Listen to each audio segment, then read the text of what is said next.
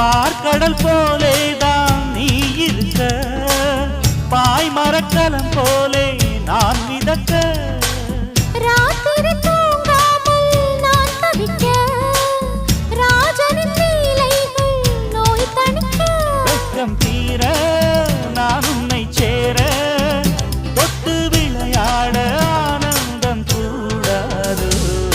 பாண்டியனின் ராஜ்யத்தில் உய்யலாலா, வேண்டி நின்ற பைங்கிளிக்கு உய்யலாலா. கையில் தந்தே கல்யாண மாலை, மையல் கொண்டே நான் இந்த வேளை.